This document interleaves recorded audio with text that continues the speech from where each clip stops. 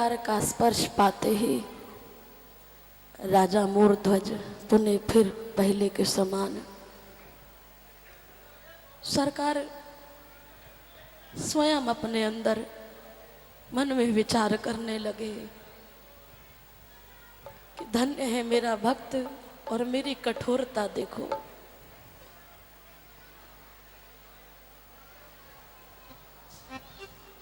हृदय से लगाकर राजा मूर्ध्वज से कहने लगे, भक्तराज तुम धन्य हो, मैं तुम्हारा ऋणी हूं, आज से मुझसे कुछ वरदान मांग लो,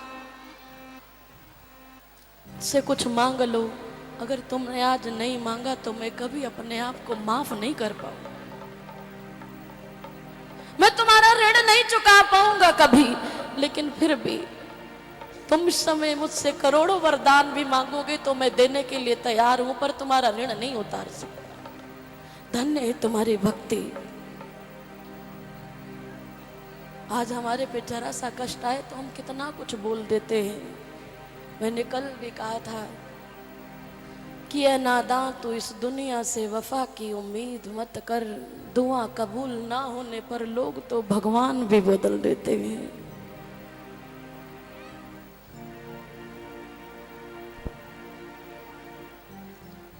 तो विचार कीजिए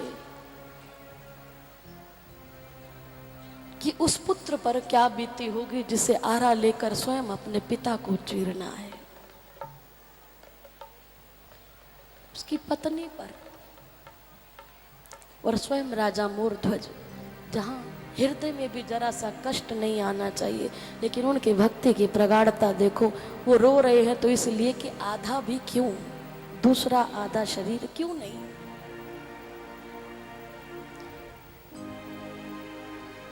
वो चाहा ही क्या जिसमें कि तेरे आशिक का घर बर्बाद ना हो। वो तैयार रहता है इस बात के लिए।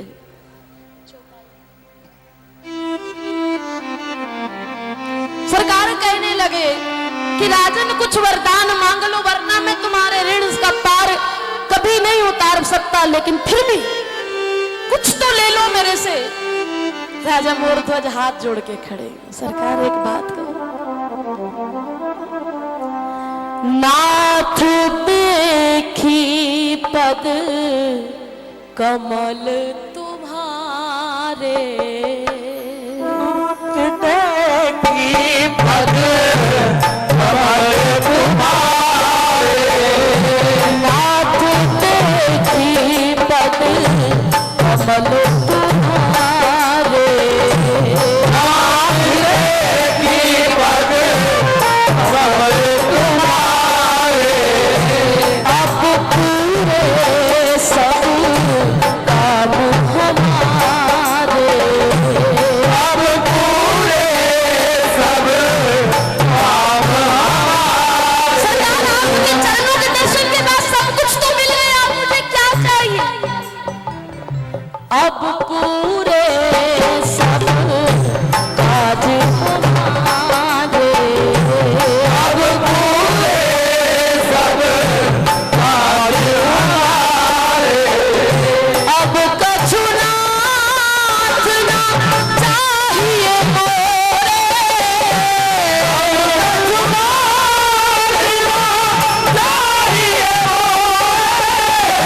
अब कछु नाथ ना चाहिए मोरे,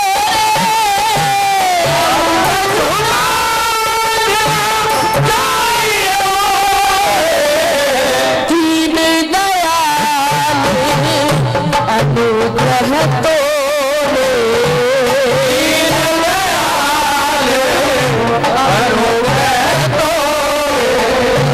नाथ देखी पद कमल तुम्हारे, नाथ देखी पद कमल तुम्हारे।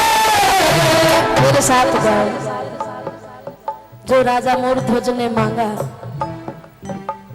नाथ देखी पद कमल तुम्हारे, देखी पद कमल तुम्हारे, अब पूरे आज हमारे।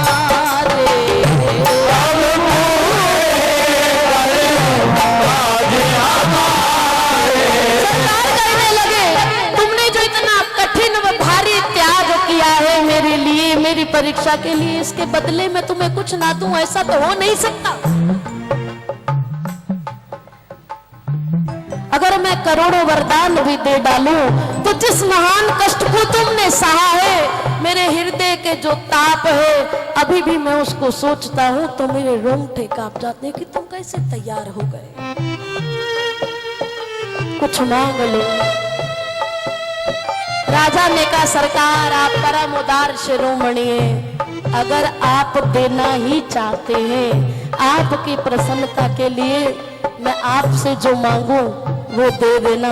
सरकार कहने लगे इसमें क्या शंका है। कहने लगे सरकार अगर आप देना चाहते हो ना तो एक कृपा करना कि द्वापर त्रेता और सतयुग में तो ये सब चलता है, लेकिन कली काल में, कलयुग में किसी भक्त की, किसी साधु की ऐसी परीक्षा मत लेना।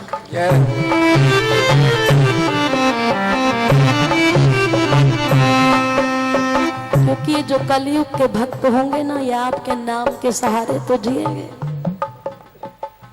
लेकिन अगर थोड़ा सा भी उपवास करना पड़ जाए, थोड़ी सी भूख गरीबी सहनी पड़ जाए, तो हमने कईयों के मुख से सुना भी है कि कलयुग के भक्त भूखे भजन ना होए गोपाला, ये ले अपनी कंठी माला। 4 सवेरे 4 अबेरे इतना दे गोपाला, मांग पहले रखिए। 4 सवेरे 4 अबेरे इतना दे गोपाला, इतने में से एक भी घटे तो ये ले अपनी माला।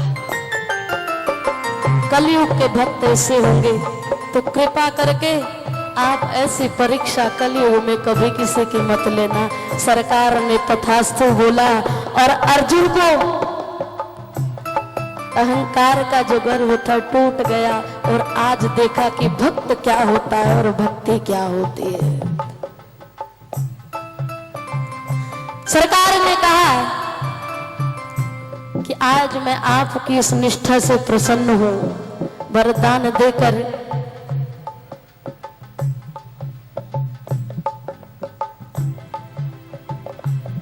आओ। वरदान पाने के बाद सरकार वहां पर 3 दिन तक रहे और कहने लगे महाराज तुमने जो परीक्षा दी है, मैं तुम्हारा इतना ऋणी हूं कि अब मैं तुम्हारे यज्ञ में कर्मचारी बनकर रहूंगा और सेवा करूंगा।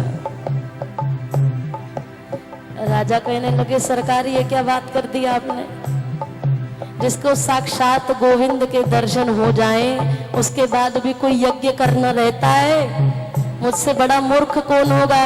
अरे कोई प्यासा गंगा जी के किनारे जाकर बैठ जाए और गंगा जल का त्याग करके ओस के कणों के लिए दौड़ा जाए तो उससे बड़ा पागल मूर्ख कोई नहीं है। स्वयं गोविंद मेरे यहाँ आए हैं और आप ये कहते हो कि मैं यज्ञ करूं और आप कर्मचारी रहेंगे, ऐसा नहीं हो सकता। सरकार प्रसन्न हो गई। 3 दिन तक वहां निवास किया। राजा ने अर्जुन को अपने हृदय से लगाया और उसके बाद अपनी सारी संपत्ति और अपना जीवन उन्होंने गोविंद के चरणों में समर्पित कर दिया। बोलो भक्तों रे भगवान की। तो आओ,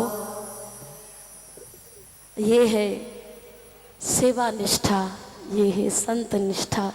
और आज हमारे दरवाजे पर आए कोई जवान आ जाए तो ये कह देते हैं हट्टा खट्टा है, कमा नहीं सकता।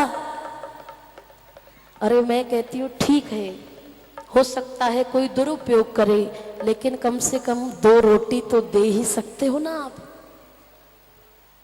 बड़ा कठिन लगता है, लेकिन ये जो भक्त माल है ये हमारी भक्ति को बढ़ाती है, हमारे भाव को बढ़ाती है। इसीलिए मैं कहती हूँ कि हर भक्त को इस भक्त माल का स्वाध्याय अध्ययन जरूर करना चाहिए।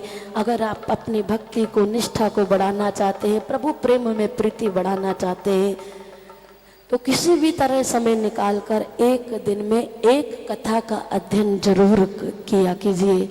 और हो सके तो कथा में आते हैं अपने साथ रोज किसी एक ऐसे को लेके आइए जिसने कभी ऐसा सुना ना हो, ताकि उसकी कमीशन भी आपको मिल जाए, आपका फल तो आपको मिल ही रहा है। तो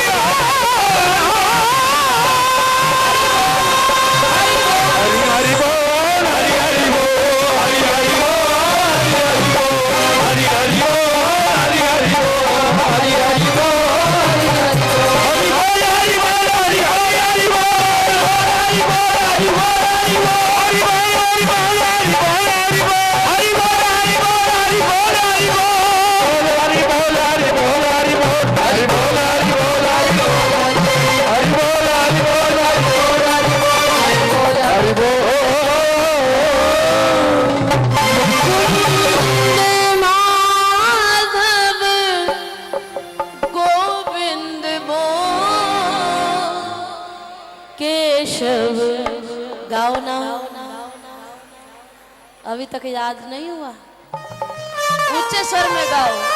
मुकुंद माधव गोविंद केशव माधव हरि हरि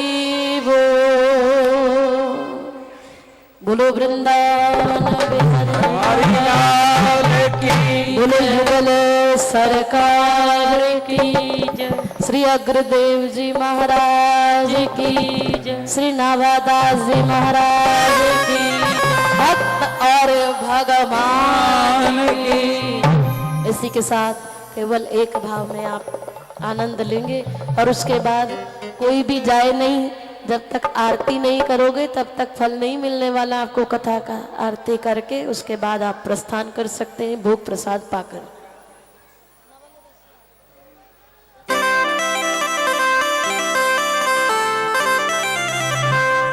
नवल रसिया हो नवल रसिया, नवल रसिया हो नवल रसिया,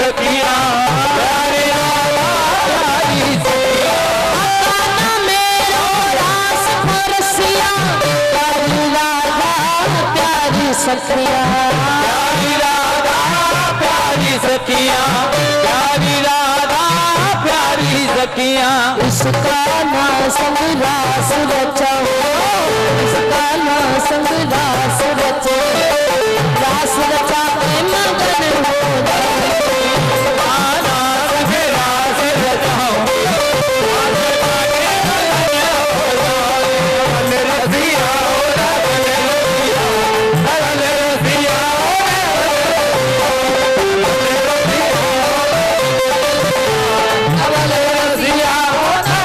रसिया हो रसिया की पावनी प्रेम दीवानी, रसिया बिना मेरी क्या जिंदगानी, बिना मेरी क्या जिंदगानी, बिना मेरी क्या जिंदगानी, हो रसिया की पावनी जिंदगानी, बिना मेरी क्या जिंदगानी, इस रसिया पे मैं बारी बारी जाऊं,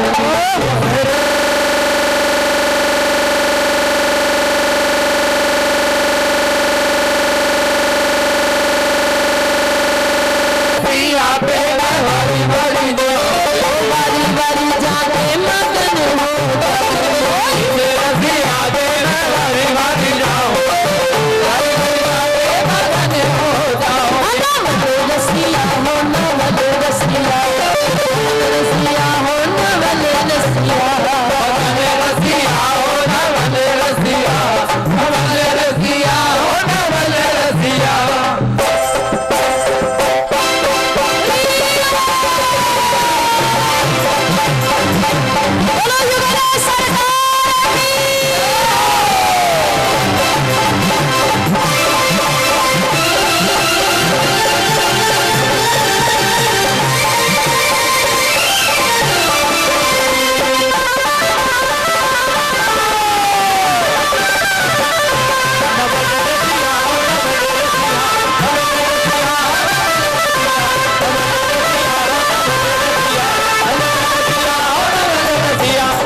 रसिया हो नवल रसिया, रसिया हो नवल रसिया, बोलो लाडली लाड की जय। आइए इसी के साथ हेलो आरती की तैयारी करें। हेलो, बोलिए गुरुदेव महाराज की। भैया इतनी देर से कथा सुनते सुनते अभी कान खुले नहीं किसी के भी, और जवान तुम्हारी वैसी की वैसी अकड़ी हुई है। एक बार जोर से जयकारा लगाओ, दीदी बाद में भी शिकायत करती हैं भैया आप पीछे नहीं बोलते, कम से कम पीछे तो बोले तो बोलते करो। बोलिए गुरुदेव भगवान की जय, बोल भक्तर भगवान की जय। जिस रसमयी कथा का आप 2 दिन से रसस्वादन कर रहे थे, अभी 3 दिन ये गंगा और बहेगी। आज कथा के बीच में भी दीदी ने एक बात कही कि भाई अपने साथ एक आदमी लाओगे तो उसका जो भी कमीशन होगा वो तुम्हें मिलेगा। ये तो हो गई एक सीधे सीधे समझाने वाली बात, पर आज की भीड़ और आज के भक्तों का एक वो देख के हमें ऐसा लगा कि क्यों ना ही हमने हॉल इतने से दुगना कर दिया।